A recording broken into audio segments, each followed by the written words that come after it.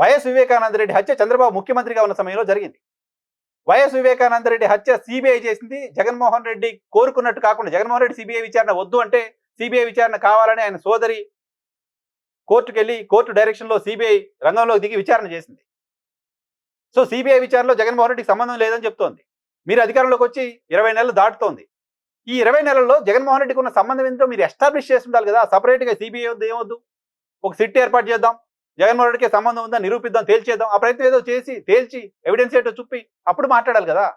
బాధ్యతలో ఉన్న వ్యక్తులు వ్యక్తిగత కేవలం ఒక విమర్శ చేద్దాం, మనం బ్రాండ్ చేద్దాం, మనం చంపేశాడు అంటే చంపేశాడు అంతే అని అనుకుంటే ఎట్లా? లడ్డు అంశానికి సంబంధించి సుప్రీంకోర్టు డైరెక్షన్లో సిబిఐ విచారణ చేసి ఒక రిపోర్ట్ ఇస్తే, సిట్ ఒక రిపోర్ట్ ఇస్తే, ఆ రిపోర్ట్ అంతా చెత్తగా ఉందని పక్కన పడేసి మీరు ఏకసభ్య కమిషన్తో ఒక కమిషన్ వేశారు. రేపో మాపో ఆ రిపోర్ట్ మీకు కావాల్సినట్టు ఇవ్వబోతుందనే చర్చ జరుగుతుంది బయట. ఈ అంశానికి సంబంధించి కూడా కనీసం మీరు చేస్తున్న విమర్శకు ఏమైనా ఒక బేస్ అయినా ఉండాలంటే మీరే ఒక కమిషన్ వేసి ఆ కమిషన్ జగన్మోహన్ రెడ్డి వివేకానంద రెడ్డి గారిని హత్య చేశారని తేల్చేసి కనీసం ఆ రిపోర్ట్ పట్టుకుని మాట్లాడు.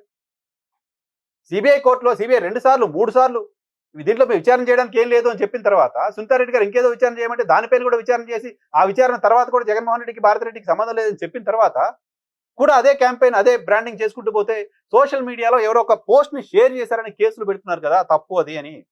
మరి మీరు చేస్తుంది ఏంటి? ఆర్గనైజ్డ్ గా ప్రభుత్వం వైపు నుంచి నేరుగా చేస్తుంది ఏంటి? దస్తగిరి హత్యని కూడా జగన్మోహన్ రెడ్డికి లింక్ చేస్తూ మీరు చేస్తున్న క్యాంపెయిన్ ఏ రకంగా మీరు సమర్థించుకుంటారు? ఏంటి ఒక మంత్రిగా మీ దగ్గర ఉన్న ఆధారాలు ఏంటి? ఒక పార్టీగా మీ దగ్గర ఉన్న ఆధారాలు ఏంటి? ఏ రకంగా స్కెచ్ చేశారు, ఏ రకంగా చంపించేశారు, మీరు ఆధారాలు పట్టుకుని కదా మాట్లాడాలి.